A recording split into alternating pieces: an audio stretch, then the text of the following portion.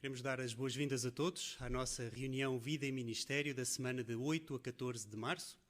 E vamos começar a nossa reunião por entoarmos juntos um cântico. O cântico número 31 tem o tema Anda sempre com Jeová, baseado em Miqueias 6:8. Depois, localmente, os irmãos poderão fazer a oração inicial.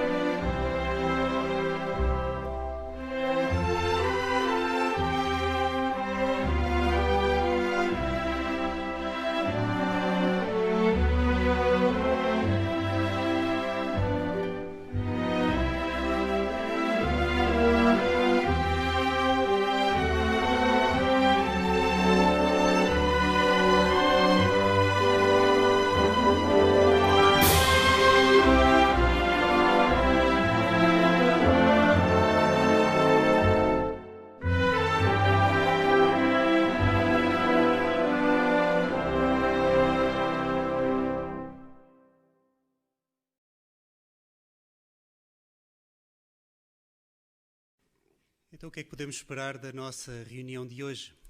Bem, vamos ver a maneira como Jeová guiou o seu povo, a nação de Israel, lá atrás no ermo. Vamos ver o que é que podemos aprender disso e também vamos ver como é que podemos mostrar que prezamos hoje a forma como Jeová nos está a dirigir como povo. Vamos também aprender o princípio por trás da ordem dada em Números 9:13, relacionada com preparar o sacrifício pascual. Vamos ver que lições podemos tirar também deste princípio. Vamos também falar sobre Betel. Vamos ver alguns ajustes que foram feitos no serviço em Betel, na vida em Betel, e vamos também ter a oportunidade de ouvir alguns comentários de crianças que visitaram Betel. Vai ser interessante ouvirmos isso. E por fim, no estudo bíblico de congregação, hoje vamos começar um novo capítulo, onde vamos considerar um comportamento estranho da parte de Ezequiel. Vamos ver que comportamento foi este. Portanto, com certeza que nos espera uma reunião animada, e ao mesmo tempo também uma reunião encorajadora.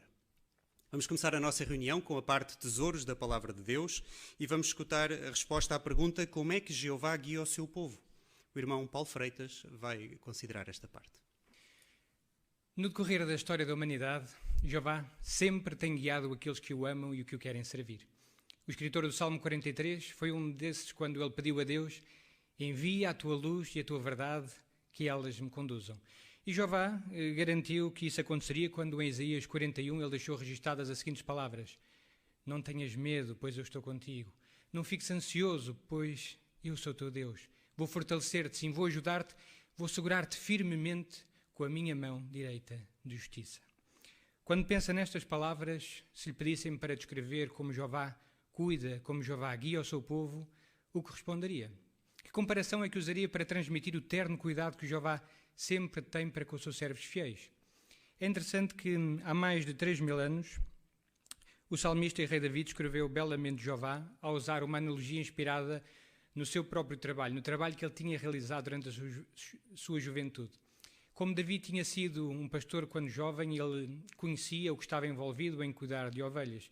Ele sabia muito bem que se as ovelhas fossem deixadas sozinhas, elas logo se perderiam e poderiam ser presas fáceis de ladrões ou de animais selvagens. Sem um pastor a cuidar delas, talvez as ovelhas nem encontrassem pastagem e comida. Por isso, dos muitos títulos e comparações que as Escrituras usam para escrever a Jeová, pastor provavelmente é um dos mais carinhosos. E talvez tenha sido esta comparação, esta característica da personalidade de Jeová, que me se lembrou quando esta semana leu a leitura bíblica em casa. Porque pudemos acompanhar como Jeová sempre guiou o seu povo de uma forma tão amorosa e paciente. Mas vamos recordar como é que Jeová fazia isso. Vamos ler junto alguns versículos bíblicos e vamos começar por ler Números no capítulo 9, versículo 17 e versículo 18. Números no capítulo 9, versículo 17 e versículo 18. E diz assim: Sempre que a nuvem sobre a tenda se elevava, os israelitas partiam prontamente, e no lugar onde a nuvem permanecia parada, os israelitas acampavam. Os israelitas partiam segundo a ordem de Jeová e acampavam segundo a ordem de Jeová. Enquanto a nuvem ficava sobre o tabernáculo, eles permaneciam acampados. Notaram o cuidado amoroso do pastor Jeová? Ele não deixou os israelitas quase ovelhas simplesmente perdidos pelo deserto. Era o próprio Jeová que decidia para onde e quando o povo tinha de se deslocar. E não nos podemos esquecer do vasto acampamento que era. Há umas semanas atrás fomos recordados aqui mesmo, na reunião Vida e Ministério, da enormidade daquele acampamento, como sem dúvida aquele foi um dos maiores acampamentos que já existiram, se não o maior, e também, certamente, um dos mais longos. Ou seja, decidir mover toda aquela massa de gente, todo aquele grande acampamento, e para onde, era uma tarefa muito difícil, porque nós não nos podemos esquecer que o povo tinha de ter um espaço para montar as tendas, tinha de ter espaço ao redor para fazer as suas necessidades, tinha, por exemplo, também de ser num local que tivesse água, em que todos pudessem beber. E Números no capítulo 33 até nos mostra que o povo mudou de acampamento cerca de 40 vezes. Portanto, a forma como Jeová organizou tudo aquilo foi espetacular. O que Jeová fez foi utilizar algo que nunca tinha sido visto. Foi uma coluna de nuvem que pairava junto ao acampamento durante o dia e que depois transformava numa coluna de fogo durante a noite. Sem dúvida que ver aquela nuvem divina devia inspirar reverência naquele povo. A sua presença no acampamento garantia aos israelitas o apoio do próprio Jeová. Mas nós sabemos que no caso dos israelitas, infelizmente, nem sempre foi assim. Por exemplo, logo ao sair do Egito, mesmo vendo a nuvem à sua frente, os israelitas ficaram cheios de medo dos egípcios que vinham ao seu encalço pela retaguarda. Ou depois, quando atravessaram milagrosamente o Mar Vermelho, eles começaram logo a murmurar contra Moisés porque aparentemente tinham fome e sede. Ou quando, incrivelmente, passado poucas semanas deste impressionante milagre, até pressionaram Arão a fazer um bezerro de ouro. O que é que será que aconteceu? Será que os israelitas deixaram de ver a nuvem? Claro que não, eles viam. O que aconteceu foi que eles estavam tão cegos espiritualmente que se habituaram à sua presença e perderam apreço pelo seu significado. E é por isso mesmo que na altura foram corretamente castigados. Mas nem assim Jeová, qual bom pastor, desistiu deles. Como então devia reagir o povo quando a nuvem se movia? Notem agora, ainda no capítulo 9, os versículos 21 e o versículo 22. Números, no capítulo 9, e notem o versículo 21 e o versículo 22. E diz assim: Às vezes a nuvem ficava parada apenas desde o anoitecer até o amanhecer. E quando a nuvem se elevava de manhã, eles partiam. Quer a nuvem se elevasse de dia, quer de noite, eles partiam. Enquanto a nuvem permanecesse sobre o tabernáculo, fosse por 2 dias, por 1 mês ou por mais tempo, os israelitas permaneciam acampados e não partiam. Contudo, quando ela se elevava, eles partiam. Ou seja, enquanto a nuvem não se movesse, os israelitas deviam continuar acampados no mesmo local. Não importava quanto tempo lá estivessem, quer gostassem do lugar, quer não. Mas quando a nuvem finalmente se movia, ou seja, quando sem dúvida Jeová estava a dar a ordem que eles haviam mudar de lugar, eles tinham de obedecer imediatamente. Tal como nessa altura, ao longo da história da humanidade, Jeová nunca deixou de guiar o seu povo. Hoje Jeová também nos dá orientações bem claras.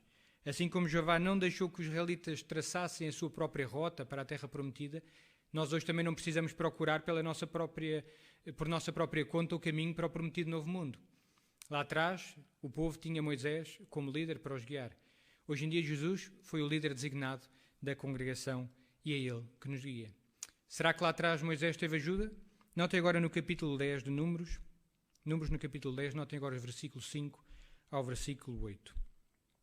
Números 10, os versículos 5 ao versículo 8. E diz assim: Quando se der um toque trêmulo, os acampamentos dos que estão a leste devem partir.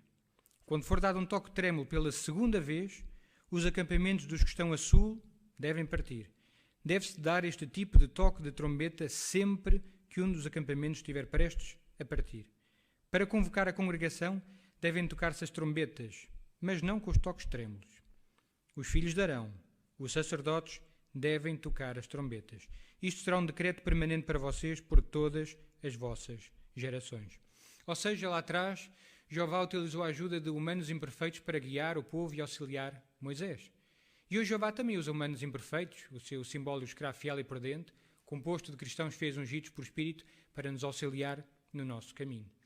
E esse grupo, por sua vez, designa superintendentes em cada congregação cristã. Como é que nós podemos então mostrar que prezamos a direção de Deus? O apóstolo Paulo, na sua carta aos Hebreus, lá no capítulo 13, ele disse: Sede obedientes aos que exercem liderança no vosso meio e sejam submissos. Talvez nem sempre seja fácil fazer isso. Basta pensar nos israelitas. Coloque-se por breves instantes no lugar de um israelita naqueles dias. Imagine que depois de viajar por algum tempo, a coluna de nuvem finalmente para. Se calhar pensa, quanto tempo é que ela vai ficar parada? Será que vai ficar aqui um dia, uma semana, meses? Nessa ocasião, se calhar iria-se perguntar, será que vale a pena tirar, abrir toda a bagagem? Bem, se calhar primeiro iria tirar aquilo que mais precisava, aquelas coisas mesmo que ia precisar para o dia-a-dia. Mas provavelmente depois de alguns dias ia começar a tirar o resto das coisas. Aí, depois de já ter tirado e organizado tudo, de repente via que a nuvem levantava-se outra vez. Tinha de voltar a arrumar tudo e tinha de se preparar prontamente, rapidamente para a viagem. Bem, se calhar isso poderia não parecer nem muito fácil, nem muito conveniente. Mesmo assim, qual é que era a ordem? Os israelitas tinham de partir imediatamente. Agora volto ao presente e penso, como é que reage quando recebe instruções dos que estão na dianteira? Será que procura aplicá-las imediatamente? Ou continua a fazer as coisas como sempre tem feito? Ou também, por exemplo, será que está a par das instruções atualizadas que todos temos recebido? Por exemplo, tem obedecido prontamente às instruções recentes do escravo em relação à pandemia do coronavírus? É claro que os que tomam a dianteira da parte terrestre da organização de Deus não são perfeitos, mas Moisés também não era. Mas apesar de imperfeito, a Bíblia nos mostra que Moisés tinha a aprovação divina e os irmãos que estão na nossa liderança também têm esta aprovação divina. Nós não temos dúvidas de que muito em breve o povo de Jeová vai chegar ao prometido novo mundo. No entanto, se individualmente cada um de nós lá vai estar, vai depender da nossa humildade, da nossa prontidão em obedecer. E é por isso que nós encontramos aqui no nosso manual de atividades um conselho bem amoroso, mas bem direto, que podemos encontrar a negrito. E diz assim: quando obedecemos aos irmãos que estão na liderança, estamos a obedecer a Jeová. Por isso, irmãos, quando se tratar de obedecer ao nosso pastor amoroso, que quer apenas o melhor para nós, para as suas ovelhas, e que é o único que sabe qual é o melhor caminho, não hesite, obedeça. Muito obrigado, irmão Paulo Freitas, por nos mostrares a importância de continuarmos a confiar plenamente naqueles que Jeová está a usar hoje para dirigir o seu povo. Queremos, sem dúvida, continuar a fazer isso. Vamos passar agora à parte em pérolas espirituais. É a oportunidade de partilharmos também as pesquisas que fizemos, as pérolas que encontramos no relato desta semana. O relato desta semana era de Números, capítulos 9 e 10, e o irmão Simão Oliveira vai destacar então algumas pérolas para nós. Bem-vindo às pérolas espirituais. Hoje vamos começar por ler o capítulo 9 de Números. Vamos ler Números 9 e o versículo 13. E vamos aproveitar os irmãos locais para quem desejar fazer a leitura. Podemos ouvir o irmão Marco Rodrigues, por favor. No entanto, se um homem estava limpo ou não estava em viagem e negligenciou preparar o sacrifício pascual, essa pessoa será eliminada do seu povo, porque não apresentou a oferta de Jeová no tempo determinado. Esse homem responderá pelo seu pecado. Obrigado, irmão Marco, pela leitura. Então a pergunta é: o que podemos aprender da ordem que foi dada ao povo de Israel? Irmã Ana Freitas, por favor. Então, podemos aprender desta ordem que Jeová entende as nossas limitações e as nossas circunstâncias, e por isso no versículo anterior tinham sido dadas alternativas a quem não conseguisse preparar o sacrifício pascual. Mas Jeová não isenta de responsabilidades quem deliberadamente deixa de cumprir as suas responsabilidades perante ele, porque isso indicava que a pessoa estava a abandonar a Deus e por essa razão devia ser eliminada do povo. E Jeová não mudou. Ele hoje entende, aceita as nossas dificuldades e limitações, mas não isenta de responsabilidade quando deliberadamente inventamos desculpas ou não cumprimos as nossas responsabilidades, como assistir às reuniões ou sermos zelosos na obra de pregação. Muito obrigado, irmã Ana. Irmão João Paulo? E sobre este aspecto é muito interessante porque o apóstolo Paulo até mais tarde, não é, no texto que nós conhecemos de Hebreus, destacou a importância, neste caso, das reuniões e da nossa presença nas nossas reuniões, reconhecendo como um aspecto importante do nosso relacionamento e da nossa amizade com Jeová. E é muito interessante porque o apóstolo Paulo fala lá de estimular-nos, de nos continuarmos a juntar, de pensarmos, de nos encorajarmos. E isto destaca não só o facto de nós estarmos presentes nas reuniões, mas o que é que isso significa para a nossa relação com Jeová e com os nossos irmãos. Muito obrigado. Excelente. Irmão Isaac Godinho?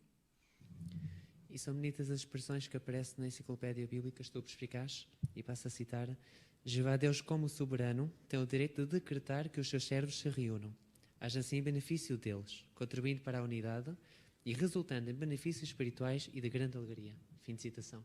Portanto, nós entendemos assim que a ordem de Jeová Deus, que deu para os israelitas, ainda continua válida hoje. E sabemos que esta ordem faz sentido porque é benéfico tanto em sentido moral como espiritual. Como é óbvio, o grandioso Criador sabe o que é melhor para nós. Excelente, exatamente. Vamos então agora à segunda pergunta, que é: na leitura bíblica desta semana, que pérolas espirituais encontrou a respeito de Jeová, da pregação ou de outro assunto? Irmã Silvia Alves, por favor. No capítulo 10 de Números, versículo 29 a 31, Moisés diz a Hobab, que era o seu cunhado, lemos no versículo 31, por favor, não nos deixes, pois conheces os lugares onde devemos acampar no deserto e poderás servir-nos de guia. Portanto, Moisés estava aqui a dizer para Hobab usar as suas habilidades, o seu conhecimento, as suas capacidades sobre aquele lugar para ajudar o povo de Deus. Hoje também, muitos irmãos e irmãs são convidados para usar as suas habilidades e as suas capacidades, o seu conhecimento, para ajudar a organização de Jeová. Por exemplo, nas novas tecnologias, na construção, em vários campos. Eles também podem às vezes hesitar, como Hobab hesitou, mas depois a maioria deles aceita dar o seu conhecimento, usar o seu conhecimento, habilidades, capacidades em favor do reino, em favor da organização. E isso é muito apreciado. Obrigado, irmã Silvia. Podemos ouvir o irmão André Almeida, por favor? Números capítulo 9, versículos 7 e 8. No versículo 7 surgiu aqui uma questão a Moisés que ele não sabia a resposta, era algo que ainda não tinha surgido, e ele não caiu na tentação de dar a opinião dele ou de tentar encontrar uma resposta para esta pergunta. É muito interessante a resposta que ele dá no versículo 8. Esperem ali e eu ouvirei o que Jeová ordenará a vosso respeito. Este é um bom princípio. Quando alguém faz-nos uma pergunta, ou como anciãos, alguém dirige a um ancião para saber como tratar ou resolver um assunto, como cuidar de um assunto, em vez de cairmos na tendência de tentar falar da nossa experiência, da nossa opinião, fazer sempre isto, tentar perceber o que é que Jeová tem a dizer sobre o assunto. Muito obrigado, irmão André. E já agora a esposa, irmã Filipa. No capítulo 10 e o versículo 9, achei interessante. Jeová diz lá, quando um opressor tivesse a hostilizar o povo, que eles deveriam dar um toque de guerra. Então Jeová iria lembrar-se e salvar. À partida, assim, à primeira nota, parece que Jeová tem aqui alguma limitação, que Jeová só iria perceber que eles precisavam de ajuda se dessem aquele toque. Ou até mesmo que só apenas através da audição. Até parece que Jeová não estava a ver. Portanto, não tem a ver aqui com nenhuma limitação da parte de Jeová, porque mesmo que eles não dessem nenhum toque, Jeová via. Portanto, tem a ver simplesmente com a atitude do povo, com a obediência. E no futuro, quando precisarmos realmente de salvação da parte de Jeová, devemos nos lembrar de que para Jeová nos salvar temos que ser estritamente obedientes às orientações. Exatamente. Obrigado. Irmã Sandra Cardoso, por favor. No capítulo 9, no versículo 14, quando diz lá que havia uma só lei, tanto para o residente estrangeiro como para o israelita de nascimento, Jeová, no fundo, estava aqui a mostrar que não havia distinção. No fundo, Jeová estava a mostrar que havia só uma maneira de o adorar. Hoje em dia, Jeová também só há uma maneira de adorar Jeová. Existem leis, existem princípios, e independentemente da nossa cultura ou até mesmo da nossa criação, Jeová é muito direto e muito específico. Só há uma maneira de o adorar e tem que ser como Ele quer. Obrigado, irmã Sandra. Irmão Joaquim Pedro, por favor. No capítulo 10 de Números fala-se sobre a construção de trombetas para se poder dar orientação prática às diversas áreas do acampamento, a leste e a sul, para poderem prosseguir. Portanto, alguém poderia perguntar, então, mas não bastava uma nuvem visível, não bastava o Espírito de Jeová, o seu anjo, era preciso também ouvir? É verdade, é preciso ouvir, ou seja, há coisas que vemos que o Espírito ajuda a discernir, depois materializamo-las pelas ações que produzimos. E as ações que produzimos seguem aquilo que o Espírito indicou. E foi isso que acontecia com a nação. A nação via, ouvia e depois agia. Muito obrigado, irmão Joaquim Pedro. Podemos ouvir agora o irmão Jorge Alves. Números 10, 4, diz lá que se tocasse apenas uma das trombetas, então eles já sabiam que eram os maiorais que iriam ter, os maiorais e os cabeças dos milhares de Israel que teriam que comparecer perante Moisés. O que é que eles iam lá fazer? Iam receber instruções para depois poderem cuidar bem das suas famílias, das suas tribos. O mesmo acontece hoje. Os anciãos são como que maiorais ou responsáveis pelas congregações e de vez em quando a Organização de Jeová também toca uma trombeta e convida-os para um curso especial, a Escola do Ministério do Reino. Para quê? Para receberem instruções sobre como cuidar melhor da congregação. O resultado é, quando os anciãos recebem este convite, devem prontamente aceitar, aplicar os conselhos e dessa forma a congregação será beneficiada. Obrigado, irmão Jorge. Podemos ouvir o irmão Marco Rodrigues. E os dois versículos seguintes, número 10, 5 e 6, fala sobre o toque trêmulo que era dado para se levantar o acampamento. E quando era tocado dessa forma, estas trombetas, isto era uma forma de comunicação audível que Jeová tinha, não é? E também mostrava que a forma como eles seguiam isto era ordeiro, portanto não eram todos ao mesmo tempo. E portanto isto faz-me valorizar a forma como Jeová comunica, é claro, nas suas orientações e também na forma ordeira como essas orientações e a organização é guiada. Por isso a pergunta que me coloco a mim mesmo é: será que eu hoje consigo reconhecer os toques das trombetas? Obrigado, irmão Marco. E podemos ouvir agora a irmã Sandra por último. Eu gostei muito de Números 10:10, onde fala de tocar as trombetas também nas ocasiões alegres e que isso serviria de recordação perante Jeová em favor do povo. E eu achei isto muito bonito porque mostra que Jeová lembra-se quando nós, nos nossos momentos mais positivos ou mais alegres, tocamos as trombetas, ou seja, mais adequadamente ao nosso tempo, usamos a oração também para lhe agradecer os bons momentos que temos, também como somos incentivados em Filipenses 4, 6 e 7. Até porque nesta fase em que nós vivemos, em que os problemas, sejam eles financeiros ou de saúde, nosso ou da nossa família, os problemas acumulam-se cada vez mais e, portanto, a ansiedade também, e podemos nos esquecer das pequenas coisas boas que ainda conseguimos usufruir e, portanto, acabamos também por nos esquecer de agradecê-las a Jeová.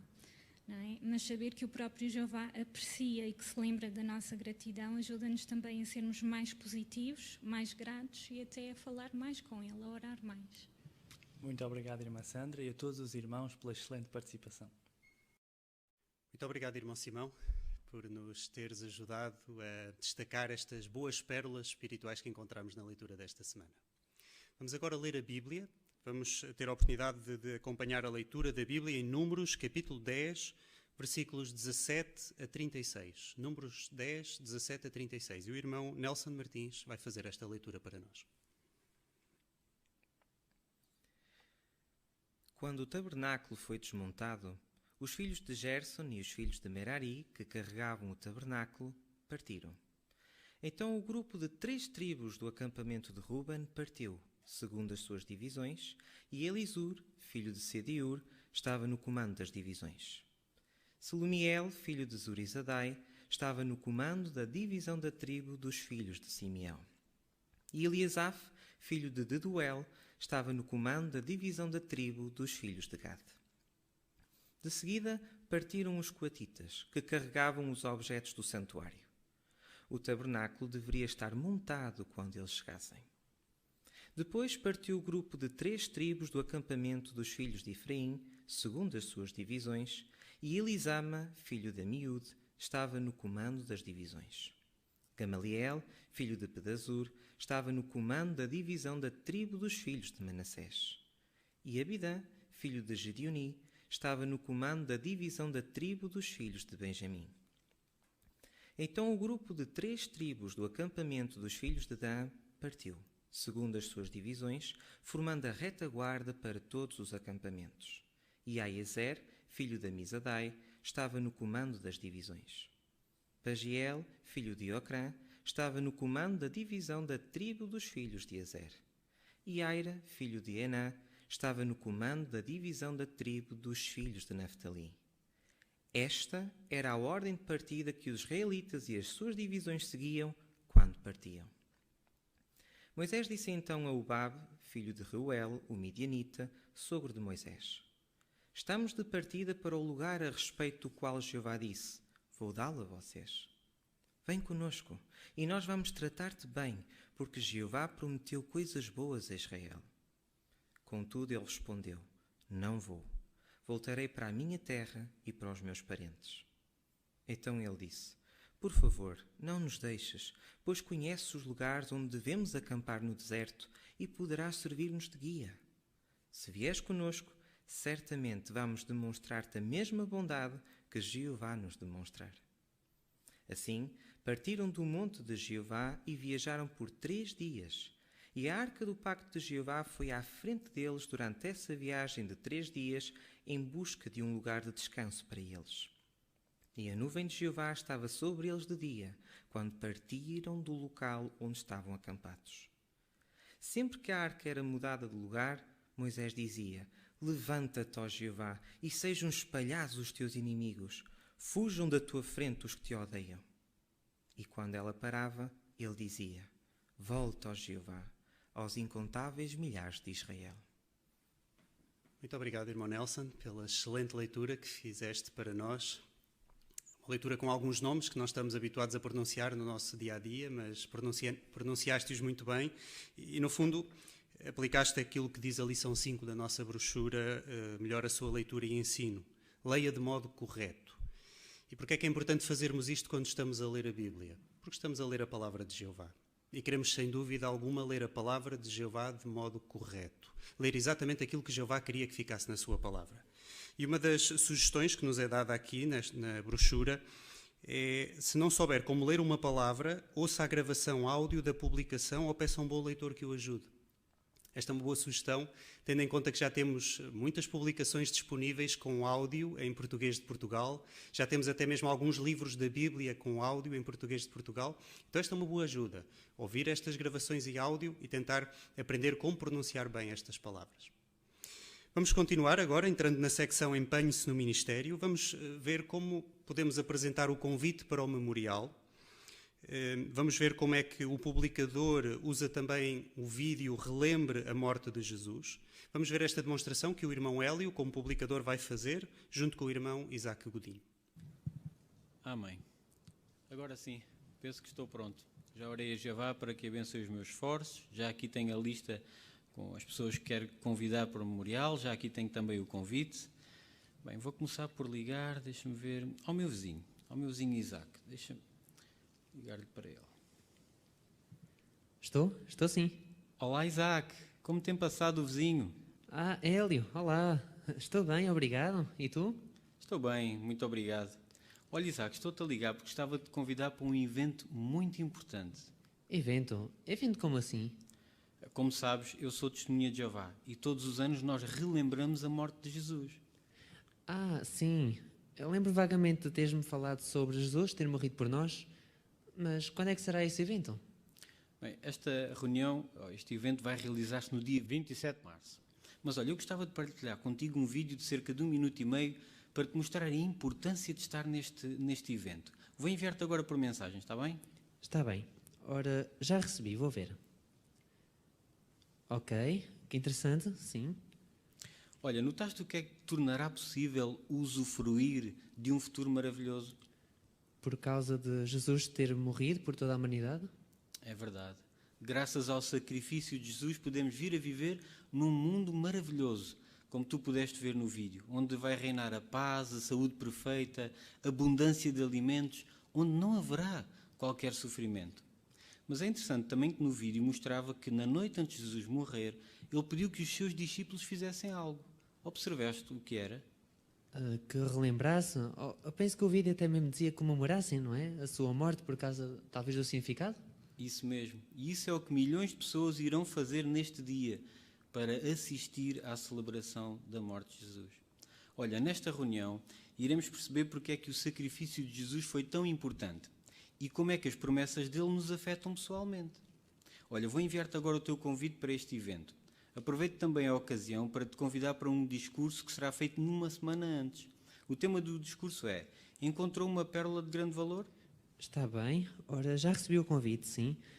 Mas aqui diz que este evento não vai ser realizado presencialmente. Diz aqui que vai ser por meio da internet, é isso?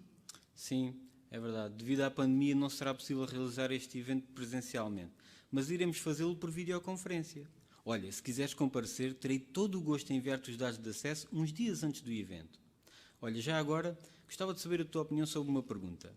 Porquê é que Jesus teve de morrer? Bem, nunca pensei nisso, mas sim, gostava de saber a resposta. Olha, se achares bem, eu gostava de amanhã, ao fim do dia, ligar-te e podermos conversar sobre este assunto. O que achas? Sim, pode ser. Fica combinado. Isaac, olha, foi um prazer falar contigo. Um grande abraço e até breve. Obrigado, Hélio. Um abraço. Até breve.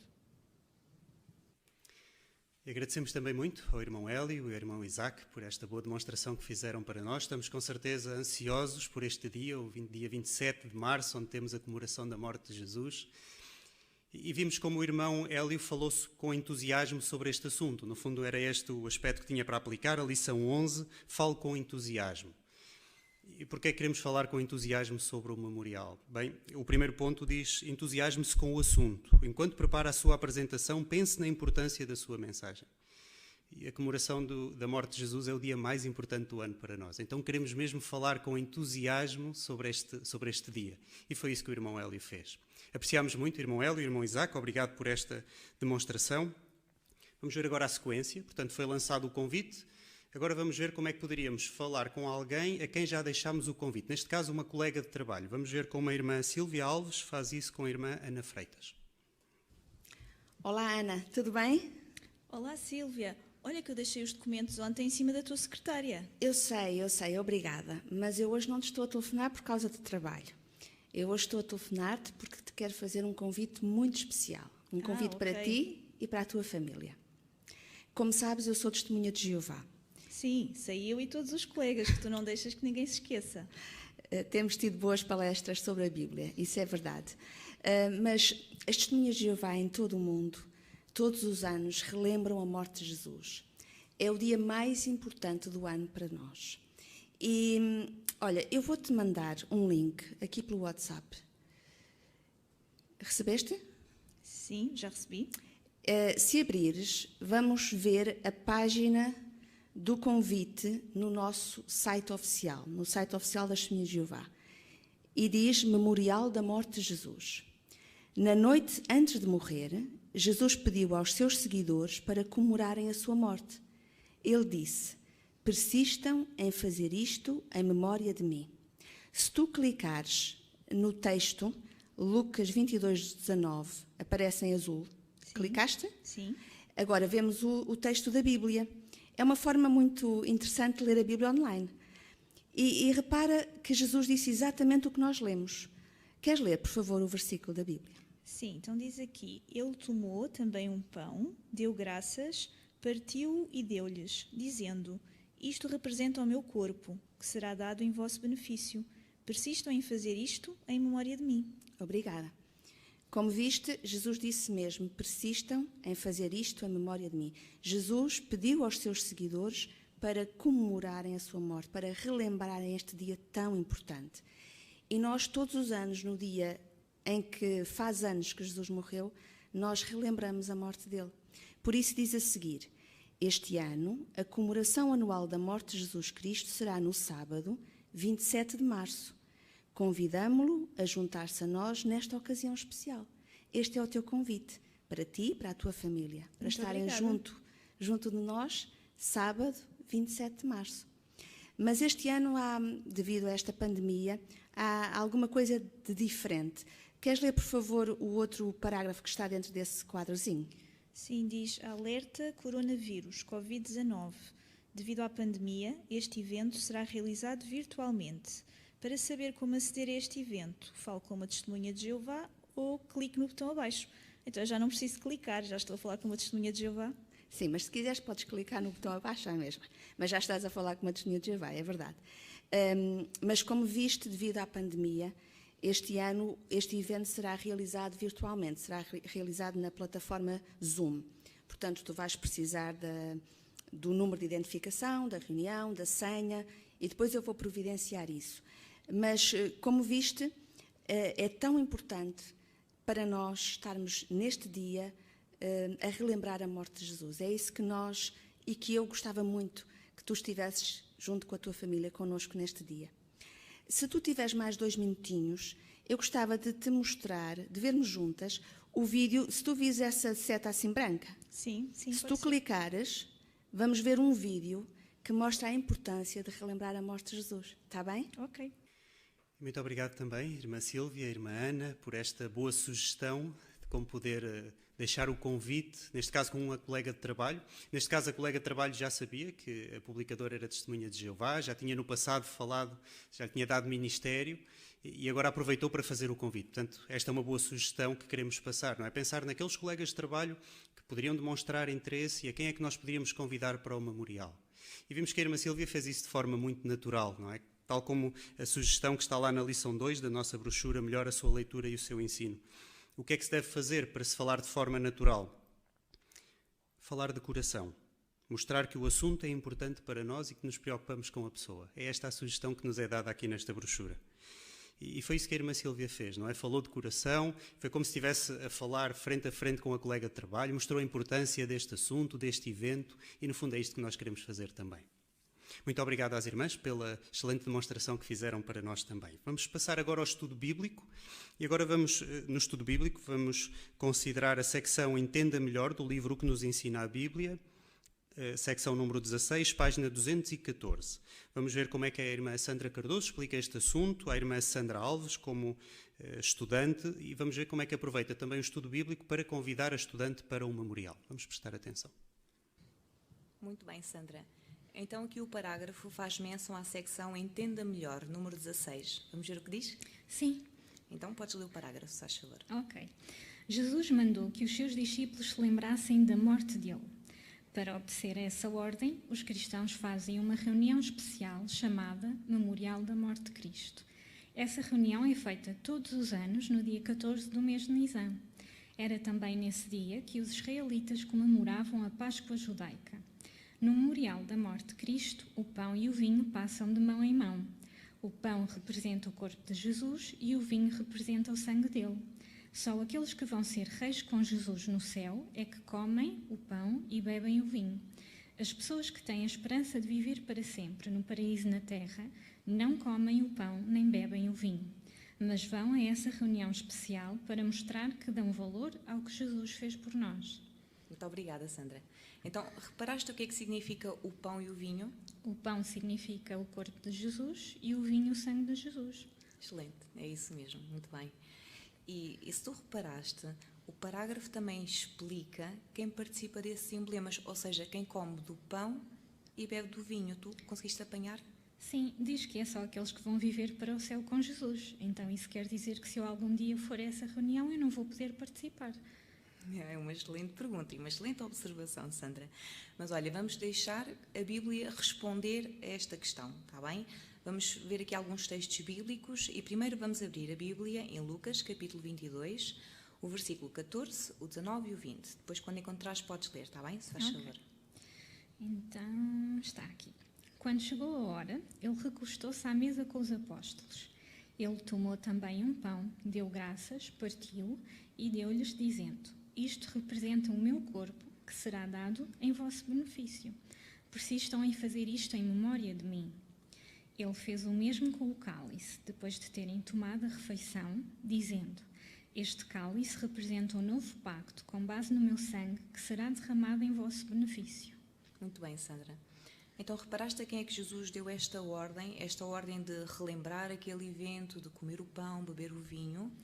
O versículo 14 diz que foi aos seus apóstolos. Muito bem, porque eles estavam numa pequena cerimónia entre eles.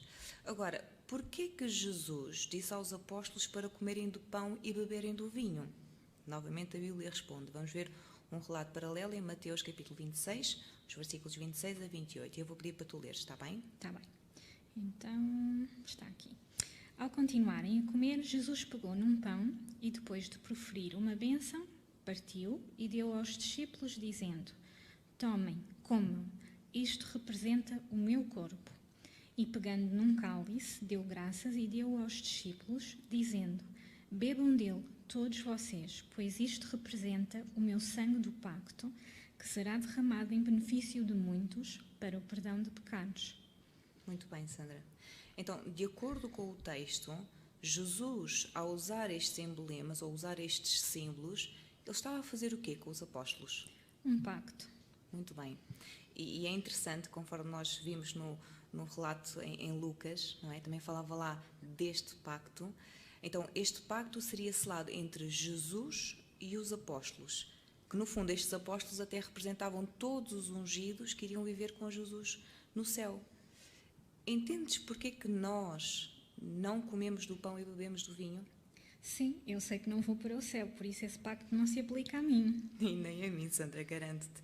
Mas a última frase do parágrafo dessa secção, Entenda Melhor, diz algo muito significativo. Eu gostava que tu pudesse ler novamente, se faz favor. Mas vão a essa reunião especial para mostrar que dão valor ao que Jesus fez por nós. Muito bem. Então, embora nós não tenhamos essa esperança de viver no céu, temos esperança de viver aqui na terra, não é? Mas é importante nós estarmos presentes nesse dia, porque é uma maneira de nós podermos agradecer a Jeová, de podermos agradecer a Jesus, tudo aquilo que eles fizeram e continuam a fazer por nós. Por isso, Sandra, hoje tenho um convite especial para te fazer. Então, o memorial este ano vai ser realizado no dia 27, será um sábado, e eu gostava muito que tu, teu marido e algum familiar que tu também queiras convidar pudessem estar presentes neste dia tão especial, pudessem assistir. Bem, como é um sábado, acho que não haverá problema. O Jorge também não está a trabalhar, por isso eu vou falar com ele e depois confirmo contigo, pode ser? Sim, claro. Eu depois dou-te os detalhes, está bem? Ok, combinado. E agradecemos também muito às irmãs Sandras por esta boa demonstração que fizeram também para nós. Uma boa explicação acerca do assunto, aproveitar para fazer o convite para o memorial. E, no fundo, a irmã Sandra Cardoso aplicou o que estava aqui na lição 17. Falo de um modo fácil de entender e um dos aspectos é por estudar bem a matéria. Surgiu a questão durante o estudo, quem é que come dos emblemas? E a irmã Sandra estava bem preparada. Ela já tinha alguns textos bíblicos selecionados que preparou de antemão para explicar durante aquele estudo bíblico. Portanto, queremos fazer isto também nos nossos estudos bíblicos, prepararmos-nos bem para eles, para podermos depois ajudar os nossos estudantes a entender e falarmos de um modo fácil para que eles consigam entender. Muito obrigado a todos os participantes nesta secção da reunião que terminamos agora, pelas excelentes demonstrações que fizeram para nós. Vamos passar agora à secção Viver como Cristãos e vamos começar esta secção por entoarmos um cântico, o cântico número 84. Cântico número 84, com o tema Vou Dar o Meu Melhor, baseado em Mateus 9, 37 e 38.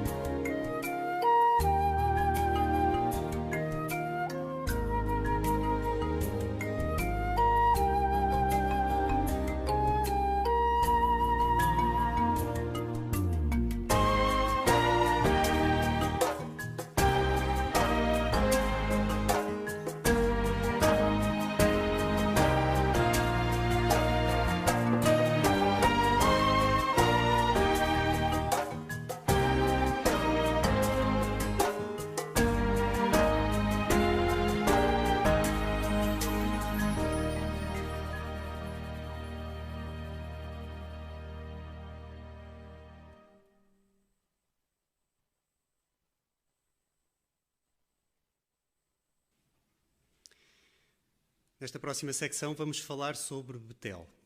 A primeira parte que vamos ter a oportunidade de considerar agora é ajustes em Betel apoiam a obra de pregação. Esta parte vai ser desenvolvida pelo irmão Marco Rodrigues. Vamos prestar atenção.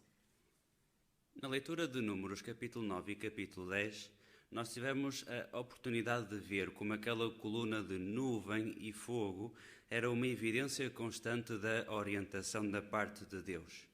Também vimos, por meio desse sinal visível, como Jeová tinha aprovado e tinha confiado, designado Moisés para liderar aquela nação. Ora, nós hoje também temos muitas evidências que nos deixam bem claro de que Jeová continua a orientar o seu povo e faz isso por meio do escravo fiel. Vamos ver de seguida um exemplo disso. Assista com atenção ao vídeo Ajustes em Betel apoiam a obra de pregação.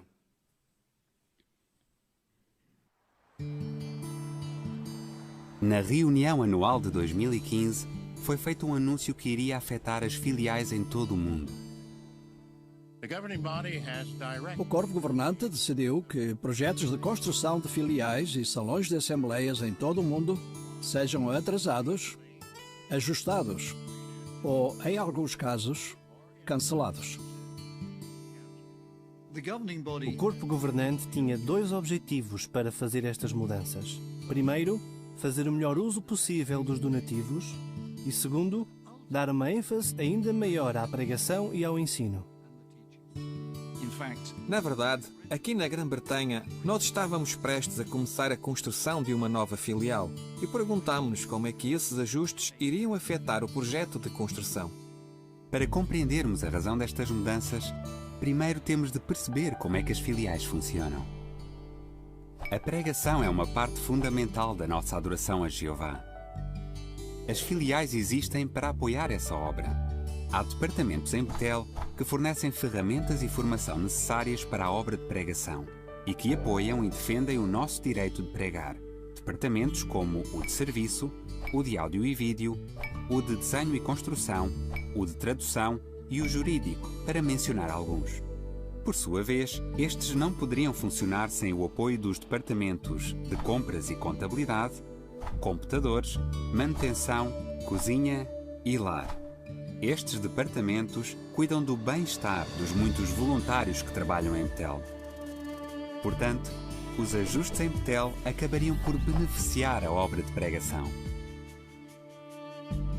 Foi pedido às comissões de filial de todo o mundo para reduzirem o tamanho das famílias de Betel. Isso obrigou-nos a repensar a maneira de trabalharmos e vivermos em Betel. A preparação das refeições foi ajustada. Agora, os betelitas preparam algumas das suas refeições. Em muitas filiais, também são eles que cuidam da sua própria roupa. E agora, são eles que limpam os seus quartos. Têm sido usados muitos mais colaboradores e voluntários à distância para fazer o trabalho que antes era feito por betelitas. Estas e outras alterações resultaram num uso melhor dos donativos, acabando por beneficiar a obra de pregação. A família de Betel reagiu muito bem a estas mudanças e nós podemos ver como a orientação do corpo governante está a beneficiar os nossos irmãos e irmãs no campo. Os que foram designados para o campo estão a sair-se muito bem nas suas designações. Como é que este anúncio afetou o projeto de mudança de localização da filial na Grã-Bretanha? Quando foi feito o anúncio em 2015, o projeto já estava bastante adiantado. Isso significou parar o projeto e considerar os novos requisitos para o Betel. Na prática, isto levou à remodelação e à redução do projeto. Por exemplo, a cozinha e a sala de jantar de Betel tornaram-se mais compactas, visto que agora prepara-se uma refeição em vez de 3. Deixou de haver necessidade de uma lavandaria, visto que cada um trataria da sua roupa no próprio quarto. Em vez de um grande refeitório que seria usado só 1 hora por dia, ou de um auditório que seria usado só 1 hora por semana, uma grande sala multiusos foi desenhada e projetada de forma a poder ser reconfigurada para vários fins. Os escritórios podem também ser reconfigurados, tanto em escritórios individuais como em grandes espaços abertos, sem ser preciso muito trabalho de reconstrução. O corpo governante disse de forma clara que as necessidades de adaptação da organização deveriam ser implementadas rapidamente. Nós acreditamos que as lições aprendidas com o nosso projeto podem ajudar outras filiais no futuro. Em resumo, podemos ver que as filiais em todo o mundo apoiam a obra de pregação e ensino. E estes ajustes mostram isso. Bem, Filipenses capítulo 1, versículo 10, diz para nos certificarmos das coisas mais importantes. Queremos dar prioridade às atividades que mais contribuem para o bem-estar espiritual do povo de Deus e para o avanço da obra mundial de pregação.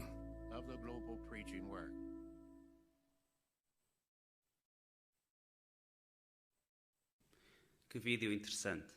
Vamos agora pedir à assistência que possa responder a 4 perguntas que nos vai ajudar a perceber como é que estes ajustes têm apoiado a obra de pregação. A primeira questão é: que anúncio foi feito na reunião anual de 2015 e que 2 motivos foram dados para essa decisão? Vamos ouvir a irmã Ana Oliveira, por favor.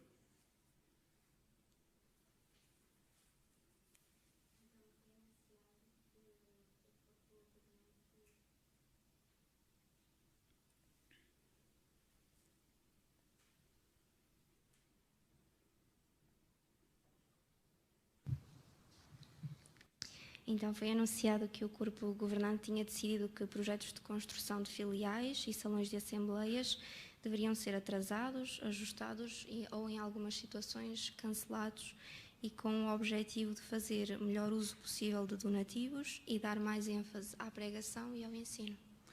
Excelente, obrigado. A segunda questão: o que mudou em Betel e por que é que isso foi bom?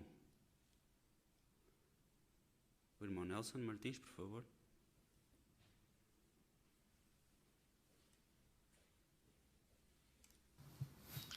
Então foi pedido às comissões de filial para reduzirem o tamanho das famílias de Betel, o que levou a um ajuste na maneira como os betelitas trabalhavam e viviam em Betel. Inclusive a preparação de refeições foi ajustada, alguns betelitas preparam algumas das suas refeições, também são eles que cuidam da sua roupa em algumas filiais e também são eles que limpam os quartos. Além disso, o trabalho que tem-se feito antes era feito pelos betelitas, agora também é feito por muitos mais colaboradores e voluntários à distância. Isso tudo resultou no melhor uso dos donativos, acabando por beneficiar a obra de pregação. Muito bem, obrigado, irmão Nelson.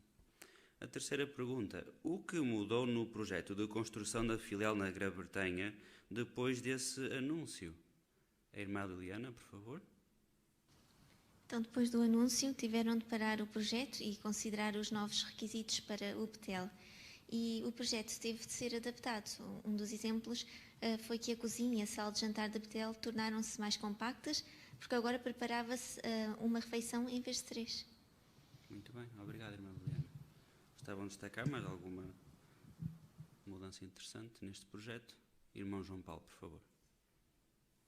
Sim, o próprio Betel foi criado com uma ideia de versatilidade, portanto, o que hoje pode ser, amanhã pode não ser, e, portanto, permite essa adaptabilidade. Por exemplo, nos escritórios, tanto pode estar em regime de open space, como podem ser escritórios individuais e até de diferentes tamanhos. Ou até mesmo, em vez de haver um salão do reino e uma sala de refeições, tem-se uma sala multiusos que acaba por também permitir uma utilização muito mais abrangente.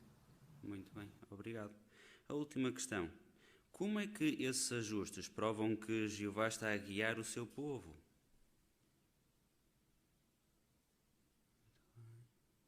Irmã Sandra Cardoso, por favor.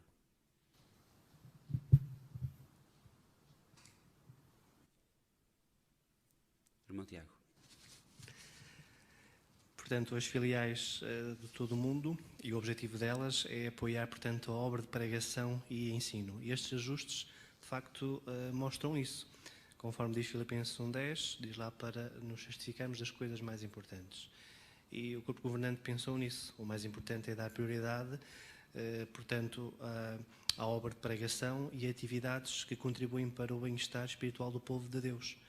Portanto, estes ajustes provam que Jeová está a orientar o seu povo e que, na verdade, os orienta e os encaminha para aquilo que é mais importante.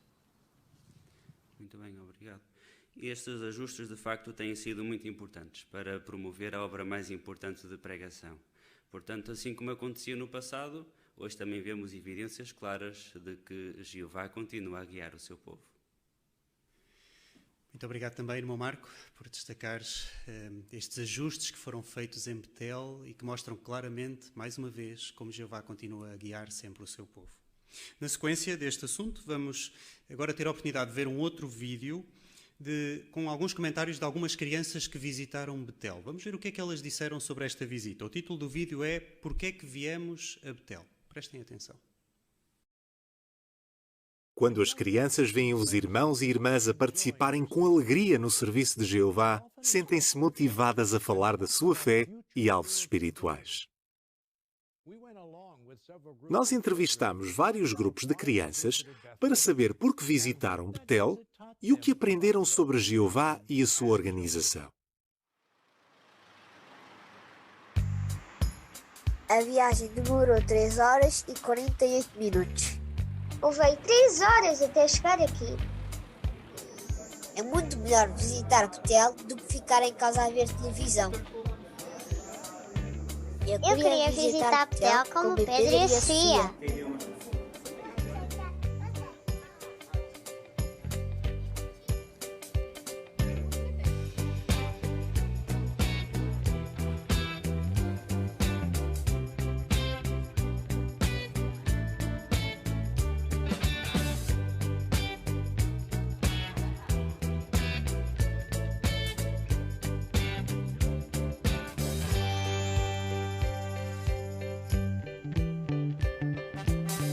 Quando vi o vídeo do Pedro e da Sofia, quis visitar o meu Betel.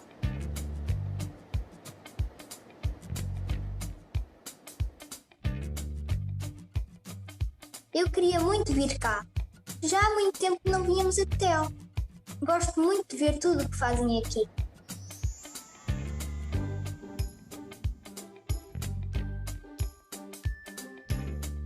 Em Betel as pessoas são felizes porque servem a Jeová.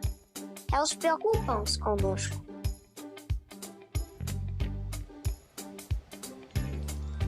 Estou muito feliz. Conseguimos visitar o Betel nas férias. Eu gosto muito do departamento de tradução. É lá que se traduzem as publicações e os vídeos. Nós vimos os motoristas dos caminhões de Betel e vimos os irmãos a fazerem livros e bíblias.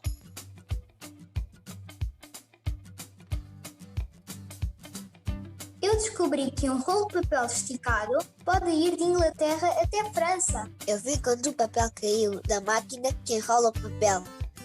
Veio o carrinho e a máquina enrolou o papel e depois atirou para dentro do carrinho. E depois o carrinho com o papel desapareceu.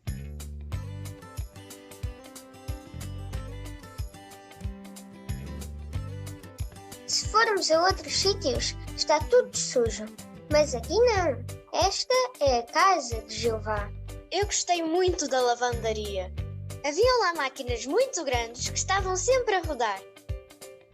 Depois tiraram a roupa limpa e puseram mais roupa noutra máquina que está sempre a girar. É a máquina que seca a roupa. Também gostei do ferro. É só pôr a roupa em cima e fica muito bonita.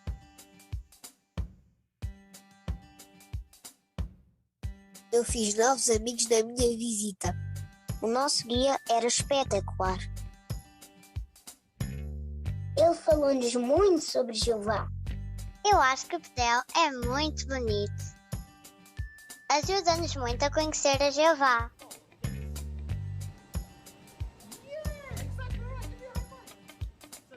As crianças que ainda não visitaram Betel têm de cá vir.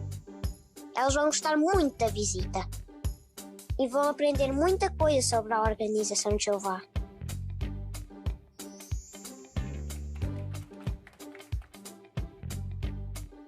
Eu quero dizer uma coisa às crianças que ainda não vieram a Betel. Elas estão a perder um presente maravilhoso de Jeová. Eu vi que Jeová é um Deus amoroso e bondoso.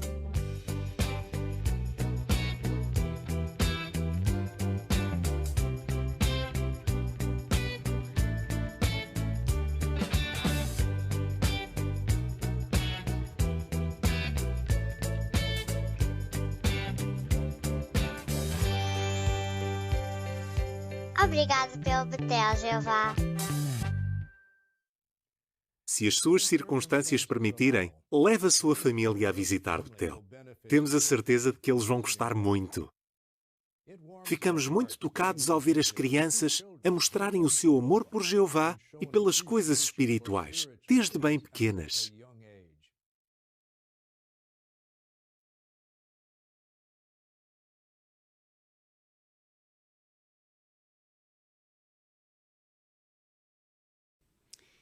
Com certeza que da boca das crianças sai louvor para Jeová. Com certeza que depois deste vídeo, muitos ficaram ansiosos por visitar ou por revisitar Betel. No entanto, gostávamos de lembrar que, devido à pandemia, as instalações de Betel continuam temporariamente encerradas a visitantes. No entanto, aguardamos ansiosamente que no futuro esta situação possa mudar e, quando for seguro fazê-lo, então poderão vir visitar Betel. Vamos agora passar ao estudo bíblico de congregação. Vamos continuar a analisar o livro Adoração Pura. Vamos dar início hoje ao capítulo 6. O irmão José Romero vai dirigir o estudo bíblico para nós. O irmão João Paulo Bastos será o leitor. Então vamos iniciar o nosso estudo, o capítulo 6. E como o Presidente há pouco, quando iniciámos a reunião, disse, o que significava o comportamento estranho de Ezequiel. Tem a ver com uma frase muito interessante que está também no nosso estudo, e com a sentença: pega num tijolo, pega em trigo, pega numa espada afiada. Esta sentença, naturalmente, que é intrigante e, portanto, um comportamento estranho que Ezequiel teve naquele momento. Antes de começarmos a consideração por perguntas e respostas, vamos agora prestar atenção ao vídeo que inicia este capítulo.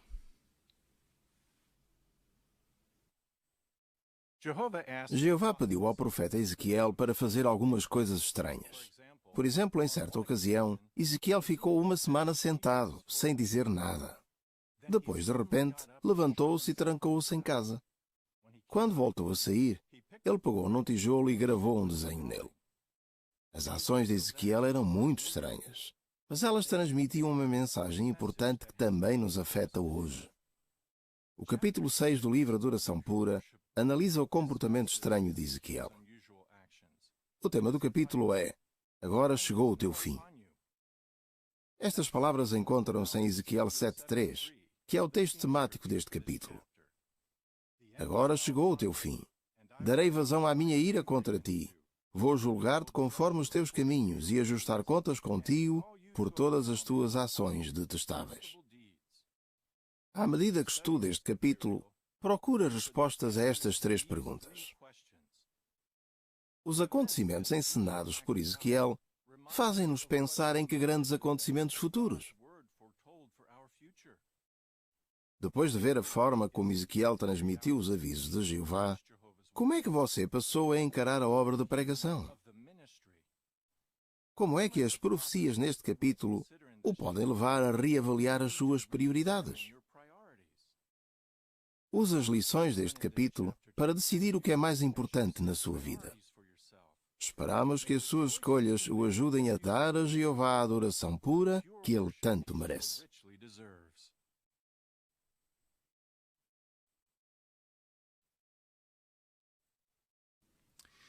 Então, como os irmãos naturalmente prepararam, vamos agora considerar o capítulo que tem o tema Agora chegou o teu fim. E notaram o ponto principal que se destaca é como os julgamentos de Jeová contra Jerusalém se cumpriram. Então vamos prestar atenção à leitura dos primeiros dois parágrafos. Então, o nosso irmão João Bastos, por favor. Os judeus exilados em Babilónia estão intrigados com o comportamento estranho de Ezequiel. O profeta ficou uma semana sentado, pasmado e sem dizer nada. De repente, levantou-se e trancou-se em casa. Agora Ezequiel reaparece. Os vizinhos não entendem nada do que se está a passar. Ezequiel pega num tijolo, grava um desenho nele e, sem dizer uma única palavra, começa a construir um pequeno muro à volta do tijolo. As pessoas que não param de chegar para ver o que está a acontecer devem perguntar-se: o que é que isto tudo significa? Só mais tarde é que os judeus exilados entenderiam plenamente o comportamento estranho de Ezequiel. Ele estava a predizer um acontecimento terrível que mostraria a justa indignação de Jeová. Que acontecimento era esse? Como afetou a nação de Israel? E que significado é que ele tem para nós? Obrigado, irmão João Bastos. Agora pedir a assistência à participação. Evidentemente que recomendamos, como habitualmente, que as respostas à primeira pergunta sejam breves e depois podemos dar a possibilidade a outros irmãos para poderem comentar. A primeira pergunta tem a ver com que comportamento estranho teve Ezequiel. Vamos dar a oportunidade ao nosso irmão Jorge Alves, por favor.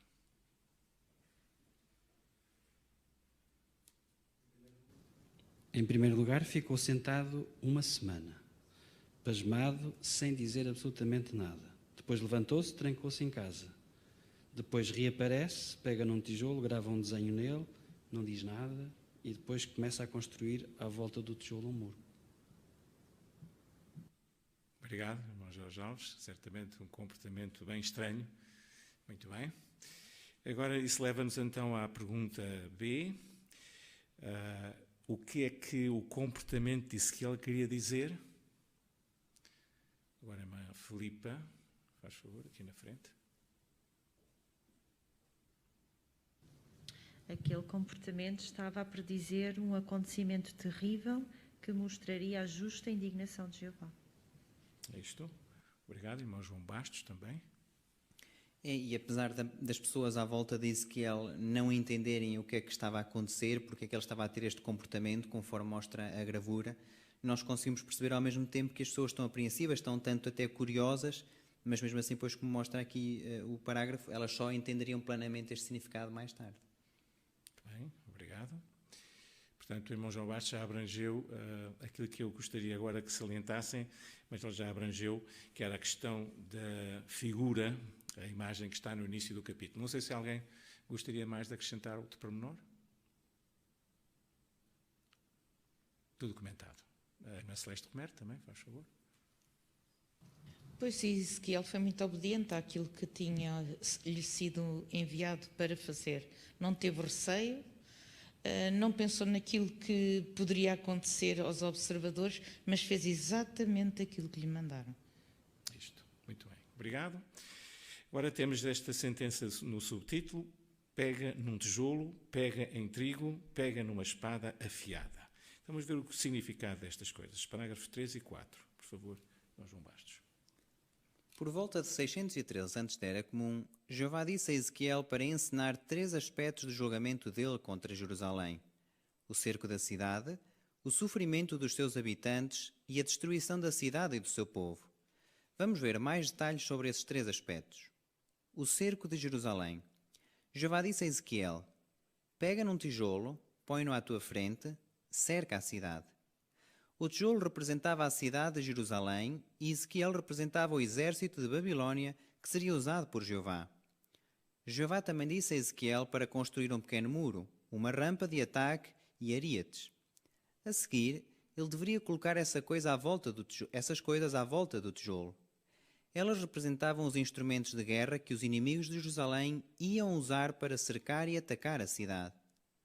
Para mostrar que os soldados inimigos seriam fortes como o ferro, Ezequiel colocou uma assadeira ou chapa de ferro entre ele e a cidade. Depois, Ezequiel virou o seu rosto contra a cidade. Essa atitude de provocação seria um sinal para a casa de Israel de que algo que parecia impossível ia acontecer. Jeová usaria um exército inimigo para destruir Jerusalém, que era a principal cidade do seu povo e onde ficava o seu templo. Muito bem, irmão. Obrigado. Então temos aqui 2 perguntas, mas antes disso vamos ler então Ezequiel capítulo 4, versículo 1 a 3. E agora o irmão Paulo Freitas vai ler para nós, por favor. Filho do homem, pega num tijolo, põe-no à tua frente e grava nele uma cidade, Jerusalém.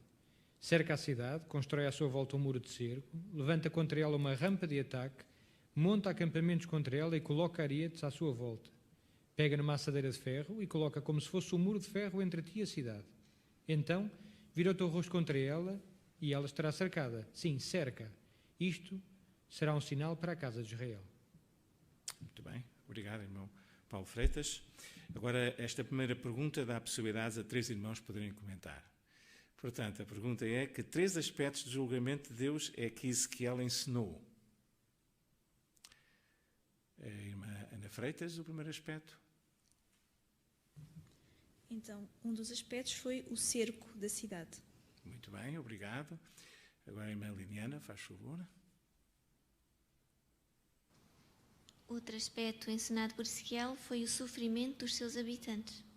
Muito bem, obrigado, isto mesmo. E a irmã Sandra, faz favor. E o último aspecto foi a destruição da cidade e do seu povo. Muito bem, obrigado. Tem aqui uma nota. Alguém gostaria de comentar sobre esta nota que aparece aqui? A irmã Sílvia Alves, por favor.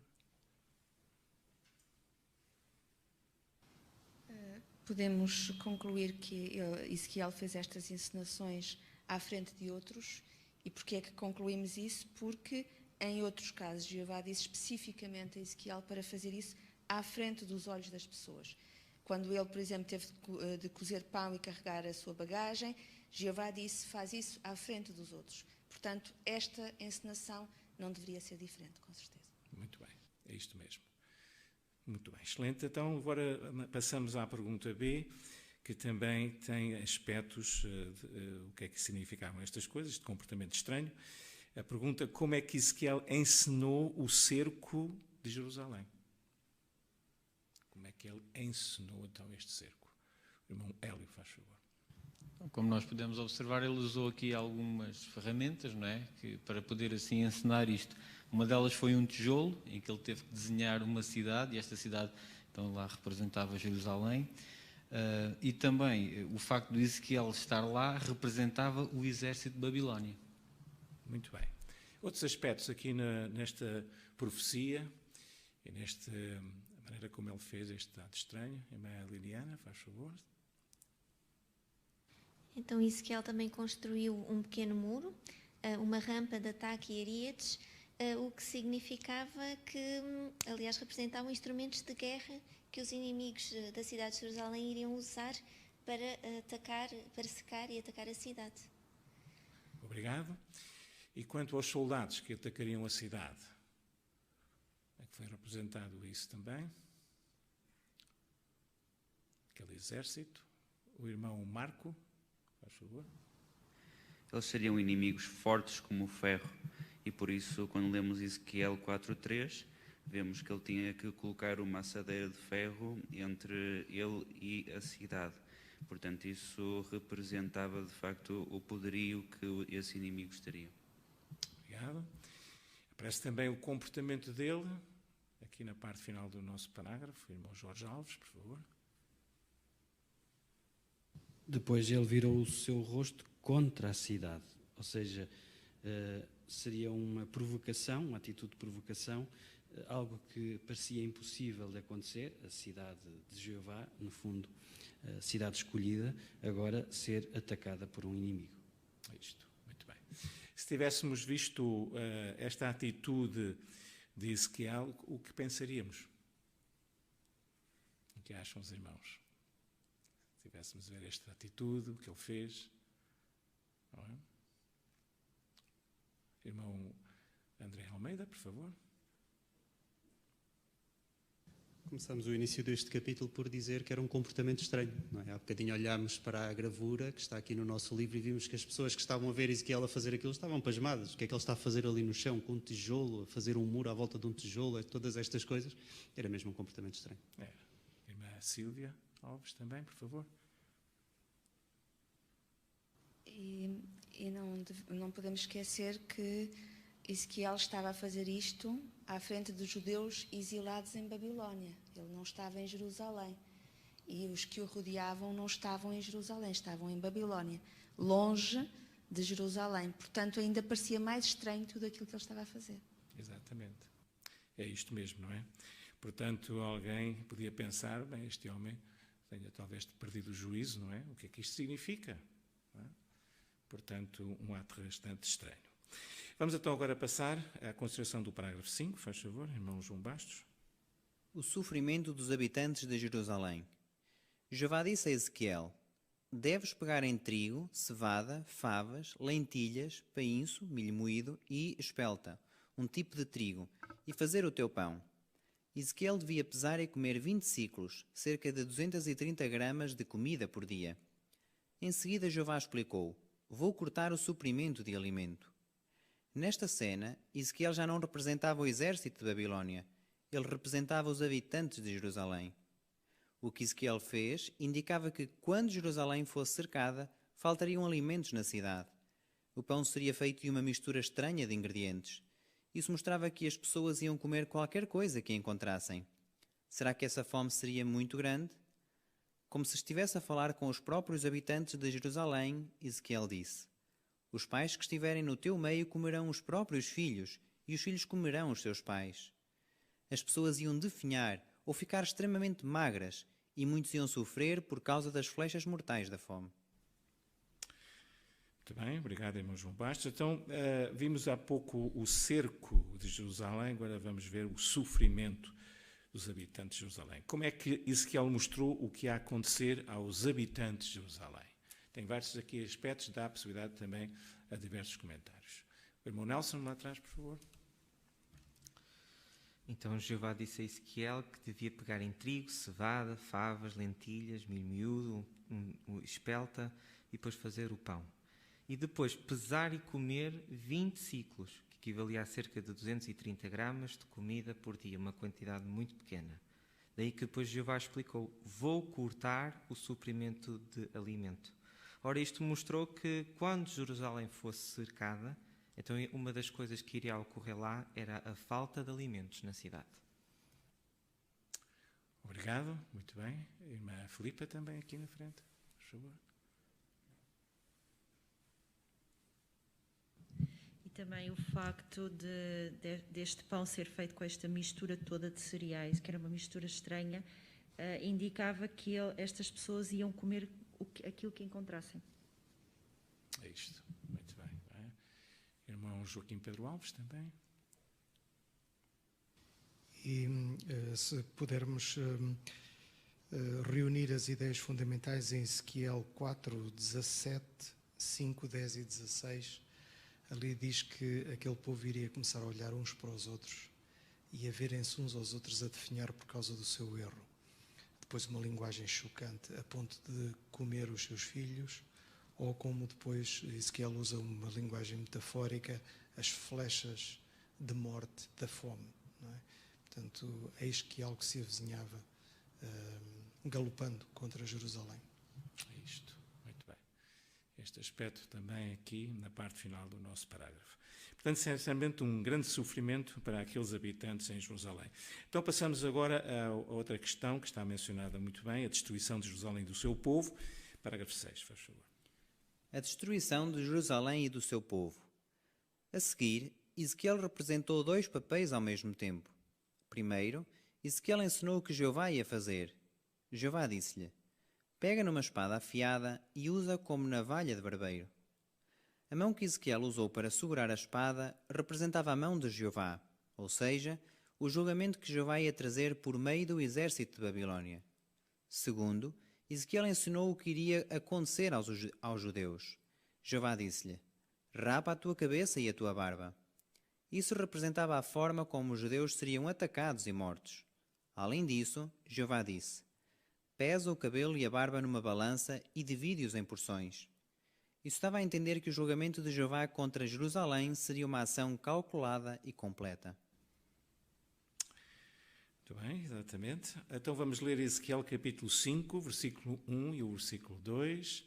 Portanto, a irmã Ana Oliveira vai ler o versículo 1 e depois o irmão Tiago Cardoso vai ler o versículo 2. Filho do homem, pega numa espada afiada e usa-a como navalha de barbeiro. Rapa a tua cabeça e a tua barba e depois pesa o cabelo e a barba numa balança e divide-os em porções. Obrigado, irmã. Quando terminarem os dias do cerco, queimarás uma terça parte deles no fogo, dentro da cidade. Então pegarás em outra terça parte e irás golpeá-la com a espada ao redor da cidade. E a última terça parte espalharás ao vento, e eu puxarei da espada para os perseguir. Obrigado, irmão Tiago. Muito bem. Então agora a pergunta acerca desta mensagem aqui é a seguinte: que 2 papéis é que Ezequiel representou ao mesmo tempo? A irmã Ana Freitas. Então, de acordo com o mandamento de Jeová, Ezequiel pegou numa espada afiada para usar como navalha de barbeiro e, portanto, a mão que Ezequiel usou para segurar essa espada representava a mão de Jeová, ou seja, o julgamento que Jeová ia trazer por meio do exército de Babilónia. Esse foi um dos papéis. Obrigado, muito bem. É isto mesmo. A irmã Lidiana, também, por favor, quer acrescentar? Então, o outro papel foi quando Ezequiel ensinou o que iria acontecer com os judeus. Jeová pediu para ele rapar a sua cabeça e a sua barba, e isto então representava a forma como os judeus seriam atacados e mortos. Isto, muito bem. É isso mesmo. Passamos então à pergunta B. O que é que a ordem de pesar e dividir o cabelo dava a entender? Agora o irmão Isaac, por favor. Dava a entender que o julgamento que Jeová traria sobre Jerusalém, que então seria uma ação calculada e completa, diz o parágrafo. Portanto, seria algo em detalhes. É isto. Muito bem. Obrigado. Também o irmão Oliveira, por favor. Simão Oliveira. Não foi um imprevisto. Jeová calculou, Jeová planeou, pensou. E ao dividir, não foi uma divisão sem programação, portanto dividiu em 3 e nenhuma das 3 partes ficaria esquecida. Portanto, cada uma das 3 divisões dos cabelos teria um objetivo e isso foi calculado também. Isto, muito bem. Irmão Hélio, por favor. Ora, e meditar nisso dá-nos muita coragem e fé para aquilo que vamos enfrentar. Porquê? Porque sabemos que tudo aquilo que vai acontecer já está muito bem calculado e bem pesado. O Senhor já sabe exatamente quando vai agir, como agir, o que fazer. Nós não precisamos ter medo, precisamos apenas de confiar em Jeová, porque está tudo muito bem calculado. Quando chegar o dia, Ele vai saber o que fazer. Muito bem, é isso mesmo. Portanto, esta parte do nosso estudo aqui, esta visão e este comportamento estranho que Ezequiel teve, foi derivado a que comportamento daquelas pessoas, naquela altura? Isso tem a ver com o que nós já estudámos, não é? É derivado a quê? Recordam-se? Irmão Hélio, faz favor. Uma das coisas era a idolatria, não é? Nós vimos que eles abandonaram a Jeová, abandonaram as suas leis, trouxeram muita indignação a Jeová, fizeram coisas terríveis na casa de Jeová, e claro que isso fez com que a ira de Jeová se levantasse e trouxe a punição a estas pessoas apóstatas. Muito bem. Então, este estudo que nós tivemos a considerar, esta parte, até o parágrafo 6, ensina-nos várias coisas. Os irmãos querem salientar que esta parte aqui, irmã Celeste Romero? Que Jeová é seletivo nos seus julgamentos. Muito bem. Obrigado. Irmã Silvia Alves também. Uma aplicação para nós. Jeová não faz nada sem que primeiro avise o seu povo, instrua o seu povo e dê oportunidade a arrependimento.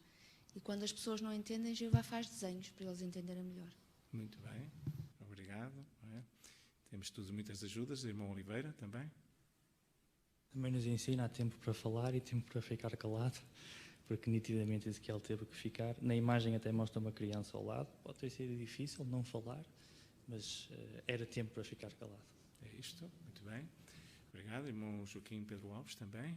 Aplicação. Também nesta porção de Ezequiel diz que o Espírito entrou em Ezequiel e fez com que ele fizesse o que já consideramos, coisas que eram estranhas. O corpo governante também atua sob o Espírito do Senhor Jeová. É bom que o povo de Deus não considere isso estranho, mas esteja atento a um pronúncio de outras mudanças que podem ocorrer. Isso. Muito bem. Obrigado, irmã Celeste também. Também temos que ter em mente que a salvação vem da nossa obediência. Ainda que às vezes alguma coisa não pareça muito lógica, a obediência resolve tudo. É isso, muito bem. Portanto, tínhamos então esta certeza que os julgamentos de Jeová se cumprem sempre. Portanto, queremos então fazer aquilo que é correto aos seus olhos e estudar em pormenor sobre estas profecias bíblicas. Obrigado pela vossa participação. E agradecemos também, irmão Romero, por destacar estes aspectos importantes desta porção de Ezequiel. Ficamos já ansiosos pela próxima semana considerarmos o restante desta profecia, deste comportamento que Ezequiel estava a demonstrar e perceber o significado profético dele. O que é que destacamos da nossa reunião de hoje? Bem, vimos a importância de continuarmos a seguir lealmente aqueles que Jeová usa para guiar o seu povo. Jeová está a usar hoje o corpo governante, queremos continuar a seguir as suas orientações, a seguir lealmente a sua direção, tal como o povo lá atrás seguia a direção que Jeová estava a dar por meio de Moisés. Vimos também diversas sugestões de como podemos usar o convite para o memorial, agora nesta semana, nas próximas semanas, até lá, aqueles que nós queremos convidar, familiares, colegas de trabalho, colegas de escola, vimos boas sugestões de como podemos fazer isso. E ficámos também encorajados por conhecer alguns ajustes que têm sido feitos em Betel, como é que estes ajustes têm permitido apoiar ainda mais a obra do Reino, e também ficámos consolados por ouvir aqueles comentários daquelas crianças que visitaram Betel. O que é que podemos esperar para a próxima semana? Bem, na próxima semana vamos falar acerca do perigo de demonstrar um espírito queixoso. Vamos ver o que é que poderá acontecer quando demonstramos este tipo de espírito. E com o aproximar do dia do memorial, vamos também lembrar algumas coisas que queremos começar a preparar, a fazer, e também como é que podemos começar a preparar o nosso coração para este dia, o dia mais importante do ano para nós. Portanto, estamos ansiosos também por essa reunião. Agradecemos a todos a boa participação, a boa preparação que todos tiveram na reunião de hoje, com certeza que foi encorajadora e fortalecedora para todos nós. Vamos agora concluir a nossa reunião por entoarmos juntos um cântico, o cântico número 12, tem o tema O Nosso Grandioso Deus, Jeová, baseado em Êxodo 34, 6 e 7. E depois os irmãos localmente poderão concluir com a oração.